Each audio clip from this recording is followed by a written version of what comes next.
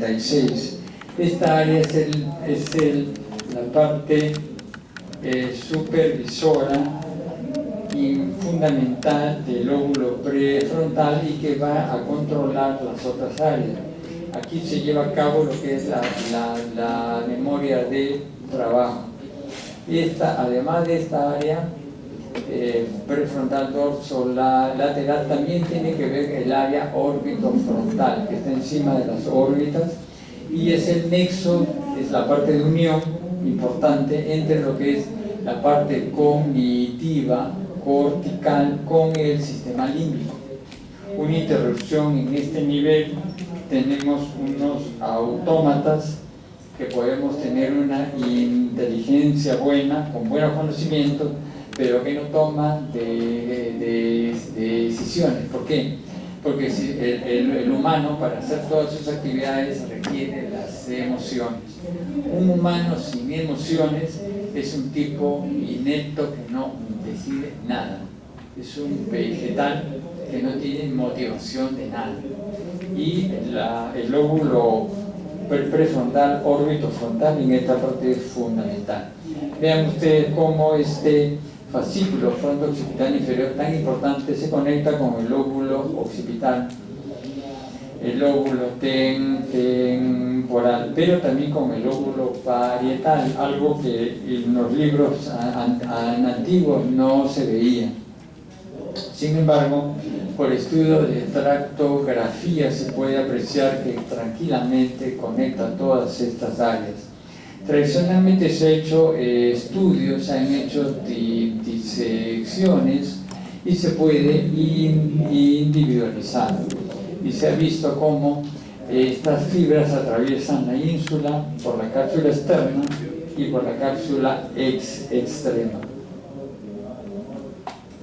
El otro fascículo es el fascículo uncinado, que aquí lo estamos representando con esta asa. El fascículo uncinado va a conectar el lóbulo frontal, específicamente lo que es la región prefrontal órbitofrontal, con lo que es la amígdala. Esta es la conexión, una de las conexiones, pero la más importante, que hacer una conexión entre lo que es la parte pensante cortical con la parte emocional. El fascículo uncinado en esto es fundamental. La representación tractográfica de este fascículo. Y es una parte importante de lo que se conoce como las fibras amigdalofugas. El fascículo del cingulum es otro fascículo fundamental. Obviamente que está por dentro de la circunvolución del cingulum, pero fíjense ustedes, a pesar de que sigue por el istmo y la circunvolución parihipocampal, se sigue llamando todo con el mismo nombre, se llama fascículo del cingulum. Este fascículo del cingulum va a recibir aferencias, que ahí está representado, va a recibir aferencias de múltiples áreas, el lóbulo frontal, va a recibir del lóbulo parietal, del mismo circunvolución del cingulum, lóbulo occipital, lóbulo temporal, es decir, todos, ¿ok? De tal manera de que va a recibir la información de todas las vías sensoriales, de la visión, el tacto, el gusto, el olfato, el equilibrio, la vista, etcétera, etcétera, de todo. Y todo ello va a llevar la información hasta esta región que se encuentra acá, esta región que se llama esta región de la circunvolución del para y hipocampo, específicamente una región que se llama área entorrinal o área 28. En este punto es que toda esta información ingresa hacia el hipocampo, ingresa por la fibra perforante, para que el hipocampo se entere y pueda guardar la información. Gracias a eso ustedes se acuerdan que para esta clase han entrado por esa puerta y no por esa otra ni por la ventana. ¿Se acuerdan que tomaron de desayuno el día de hoy? Gracias a que la información llega aquí. Y esta es la zona en la cual empieza la enfermedad de Alzheimer. Por lo tanto, el Alzheimer empieza con olvidos recientes. Ese es el punto clave. Y la abuelita o el abuelito se olvida las llaves, se olvida su cartera, de su plata, no sabe dónde la ha dejado, y después se sigue olvidando de cosas, pero reciente siempre al inicio, y se empieza a olvidar y después se va a su supermercado, regresa a casa y después se entera porque le dicen que se ha olvidado el nieto en el supermercado. Es decir, olvidos benignos y olvidos graves. ¿Okay? Pero después ya la enfermedad sigue aumentando y bueno, te genera todo. Entonces estamos viendo acá otra parte, la cápsula externa y la cápsula extrema. Aquí lo vamos a ver.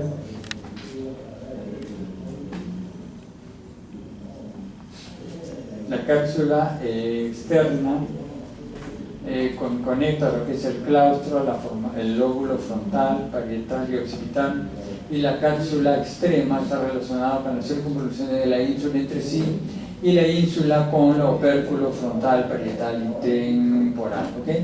Estas son las partes que están constituyendo la cápsula externa y extrema. Existe una área, una encrucijada importante, parieto-temporal.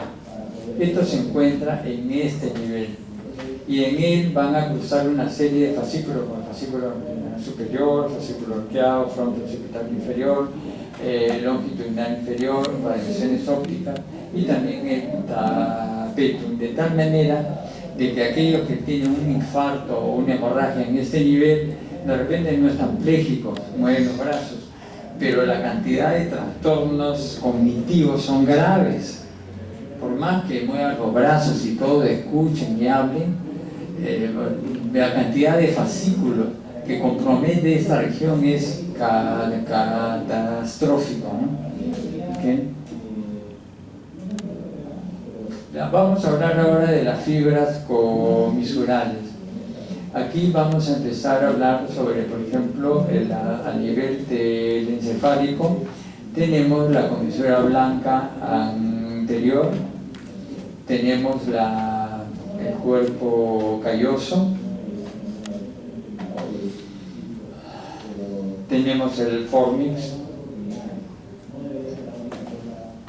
tenemos estructuras encefálicas como la comisura apenular y tenemos la comisura blanca posterior. ¿Okay? Vamos a ir viendo cada una de ellas, identificando cuáles son telencefálicas y cuáles son diencefálicas. Vamos a empezar con lo que es el cuerpo calloso. El cuerpo calloso es la conexión más grande que hay, 300 millones de fibras axonales pasan ahí. El cuerpo calloso no es igual en todos, es más voluminoso en los ambidiestros, es más voluminoso en las damas y también en los músicos. Esto es una diferencia que hay. El cerebro de la mujer es diferente al encéfalo del hombre y hay diferencias neurofisiológicas fundamentales, un montón, de tal manera de que el hombre no puede exigirle a la mujer que piense como él y la mujer no puede exigirle al hombre que piense como ella. Pensamos diferentes, nadie piensa mejor que el otro, pensamos diferentes, gracias a Dios.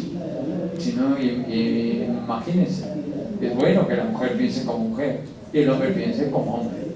Entonces esas diferencias marcan en personas ignorantes reclamos y conflictos matrimoniales. De tal manera que es importante que ustedes aprendan un poco esto, que les sirve no solamente para pasar el curso, sino para su vida personal. ¿Ok, jóvenes? Si hubiera la oportunidad, les puedo dar una charla de esto. Diferencias neurofisiológicas en el cerebro de la mujer con el cerebro del hombre, pero que no está dentro de este curso. Aquí vamos a ver que el cuerpo calloso tiene conexiones en el espejo a excepción de dos partes. Una es el área somatosensitiva primaria y el área visual primaria. El resto se conecta el uno con el otro. Podemos dividirlo en dos, en un tronco del cuerpo calloso y la denominada radiación del cuerpo calloso. En un corte, digamos, sagital, podemos apreciar el cuerpo calloso con 4 partes.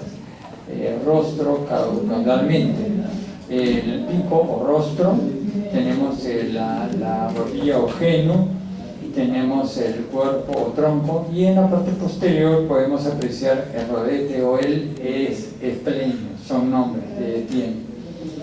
Otra forma de estudiar el cuerpo calloso, acá, por ejemplo, en este corte coronal o de Charcot, podemos apreciar que el cuerpo calloso forma la parte superior de los cuernos frontales del ventrículo lateral y la encrucijada del mismo ventrículo. ¿Okay?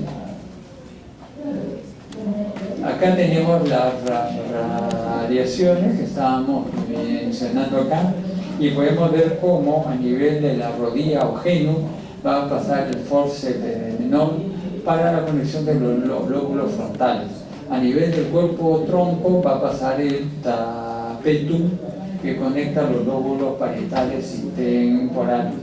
Y a nivel del forceps mayor, a nivel del rodete esplenio, va a pasar lo que es el forceps mayor para la comunicación de los lóbulos occipitales.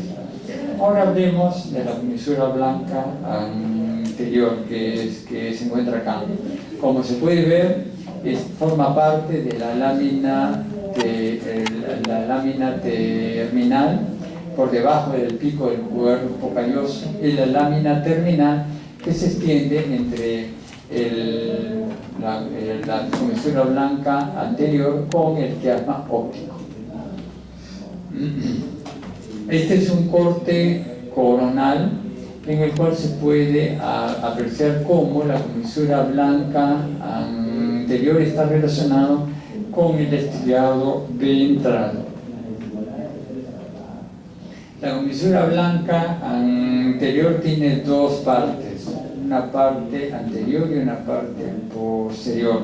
La parte ventral o anterior conecta los bulbos olfatorios, y la parte posterior está relacionada con la punta de los lóbulos temporales. El primero de ellos sirve para reflejos osmáticos. Por esa razón, cuando uno quiere oler de dónde viene algo, mueve la cabeza exploratoriamente. De esta manera podemos hacer de que una fosa ingrese mayor concentración que en la otra. Y esta comparación se hace a través de esta comisura blanca anterior, de tal manera que podemos localizar el olfato en el espacio. El fornix es otra estructura fundamental. Aquí vamos a ver cómo el fornix está constituido por sustancia blanca y conecta por una parte el hipocampo de un hemisferio. En este caso tenemos el fornix izquierdo y en este caso tenemos el fornix derecho.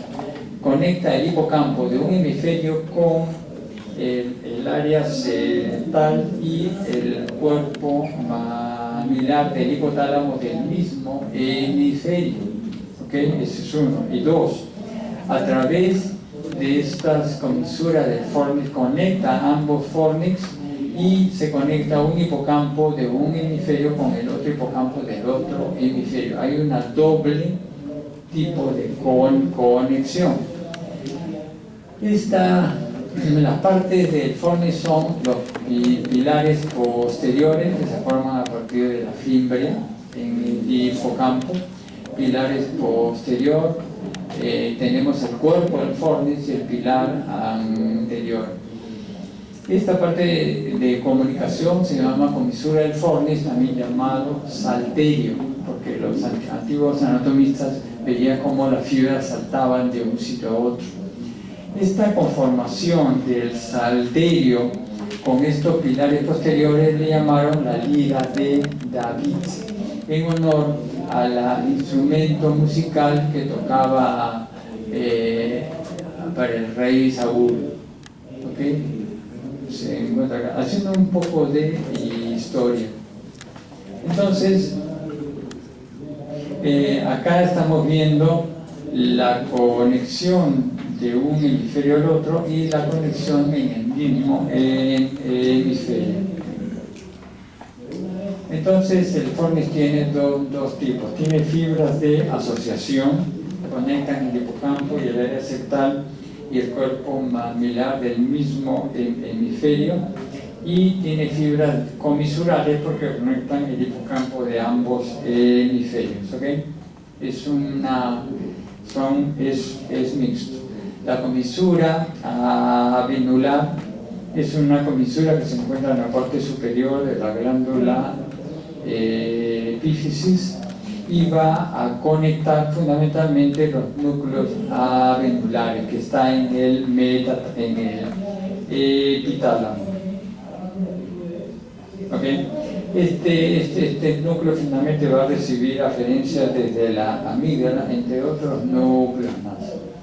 La comisura blanca posterior se encuentra en la base de lo que es la glándula pineal, en la parte superior de la región cuadrigeminal del mesencéfalo. La importancia de esta comisura blanca posterior es de que conecta ambas regiones, las regiones pretectales de ambos lados. Esto es para el reflejo fotomotor. La estimulación luminosa estimula los fotorreceptores. La neurona número 1 y 2, bipolares y ganglionares. Las axones de las células ganglionares forman el nervio óptico, quiasma óptico, bandeleta óptica, y sin hacer posta a nivel de la neurona número 3 de la vía visual, que es en el cuerpo geniculado lateral del tálamo óptico, llegan de frente hacia el área pretectal del mismo lado. Y de aquí va a hacer conexión con la neurona de Edinger-Westphal, que está en el mesencéfalo parasimpático, neurona número 1, la número 2 con el ganglio ciliar parasimpático, y de ahí hacia el esfínter de la pupila para la miosis. Pero cuando hacemos este estudio, este experimento en alguien, cuando estimulamos un ojo, no solamente se contrae la pupila sino también del otro lado. ¿Y por qué razón? Porque la región pretectal del lado izquierdo que ha sido estimulado va a cruzar la información a través de la comisura blanca posterior hacia la región, hacia el núcleo de Edinger-Westphal del otro lado, de tal manera que hay un reflejo fotomotor de este lado y un reflejo consensual fotomotor bilateral. ¿Ok, jóvenes? Bien. Las fibras de proyección son amplias fibras que se forman en diferentes áreas corticales y atraviesan diferentes estructuras. Ellas pasan a nivel de la cápsula interna. En este nivel podemos apreciar de que va a existir una distribución de la cápsula interna en dos partes. En este corte coronal vamos a ver que la cápsula interna va a tener una porción vertical, ¿okay?, entre lo que es el núcleo lenticular y el tálamo, y una porción horizontal o sublenticular porque está debajo del núcleo lenticular. Entonces la cápsula entera tiene dos partes, una porción vertical y una porción horizontal o sublenticular. Vamos a estudiar cada una de ellas. La porción vertical la podemos estudiar en este corte transversal o de Flesching, y aquí podemos ver lo que es la distribución, la cabeza en un núcleo caudado, núcleo lenticular, tenemos el tálamo óptico y tenemos el ventrículo. De adelante hacia atrás podemos estudiar lo que es brazo anterior de la cápsula interna, vamos a ver la rodilla de la cápsula interna, el brazo posterior de la cápsula interna y también la región retrolenticular. No se equivoquen, retrolenticular con sublenticular es otra cosa. Entonces, en un corte, en la porción vertical, en un corte transversal tenemos 4 partes. Ahora vamos a estudiar la otra parte. Entonces vamos a ver acá, en el brazo anterior circulan todas estas fibras, en el brazo, en la rodilla estas otras, en el brazo posterior estas otras, y en el nivel de la región sublenticular estas otras. Sería